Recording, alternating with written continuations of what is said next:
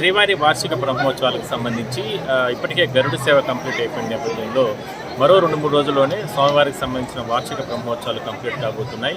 అయితే స్వామివారికి సంబంధించి తిరుమలకు వచ్చే భక్తుల కోసం వాళ్ళకందరికీ కూడా అంటే ఫ్లవర్ ఎగ్జిబిషన్, అదేవిధంగా ఫోటో ఎగ్జిబిషన్ని టీటీడీ ముందుకు తీసుకురావడం జరిగింది. ఎన్నో సంవత్సరాల నుంచి కూడా భక్తుల సౌకర్యార్థం ఇవన్నీ కూడా ఏర్పాటు చేస్తారు. అయితే మన ప్రస్తుతం ఒకసారి మనం చూస్తున్నట్లయితే ఇక్కడ వైకుంఠంలోని విమాన వెంకటేశ్వరుని గోపురాన్ని తిరుమలకి తీసుకొస్తున్నటువంటి గరుడు అనేటటువంటి దాన్ని ఇక్కడ సైకిత శిల్పం ఇక్కడ ఏర్పాటు చేయడం జరిగింది. ఇక్కడ భక్తుల సందర్శనార్థం ఈ రకంగా ఏర్పాటు చేసిన నేపథ్యంలో తిరుమలకు వచ్చిన భక్తులు వీళ్ళంతా కూడా ఇవన్నీ కూడా తిలకించి ఎంతో ఆహ్లాదకరంగా ఉన్నటువంటి వీటన్నిటిని కూడా ఏర్పాటు చేసిన నేపథ్యంలో ఇదంతా కూడా ఇక్కడ నుంచి కూడా చూసుకొని వాళ్ళందరూ కూడా సెల్ఫీలు, ఫోటోలు ఇవన్నీ కూడా తీసుకొని వెళ్తున్నారు. అయితే బ్రహ్మోత్సవాల సందర్భంగా ప్రతి సంవత్సరం కూడా ఏదో ఒక రకంగా డిఫరెంట్గా టీటీడీ ఉద్యానవన శాఖ ఈ రకంగా ఏర్పాట్లు చేస్తూ ఉంటుంది.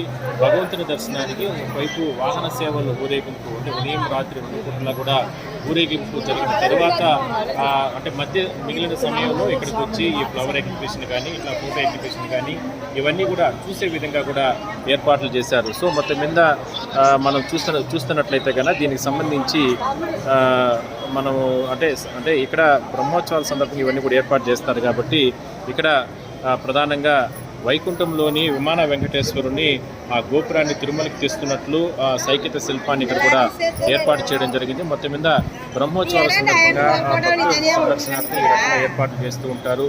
స్వామివారి దర్శనానికి వచ్చిన తర్వాత వాళ్ళందరూ కూడా ఈ ఫ్లవర్ ఎగ్జిబిషన్, ఫోటో ఎగ్జిబిషన్ ఇవన్నీ కూడా తిలకిచ్చి ఇక్కడ నుంచి కూడా ఫోటోలు, సెల్ఫీలు తీసుకొని వెళ్తూ ఉంటారు. అయితే బ్రహ్మోత్సవాల్లో అత్యంత కీలకమైనది గరుడ సేవని టీటీడీ కూడా ఎంతో ఘనంగా నిర్వహించింది. మొత్తం మీద మరో 2-3 రోజుల్లోనే బ్రహ్మోత్సవాలకు సంబంధించి అన్నీ కూడా కంప్లీట్ అవుతాయి. 2వ తారీఖున ధ్వజారోహణంతో ఈ బ్రహ్మోత్సవాలు కంప్లీట్ అవుతాయి.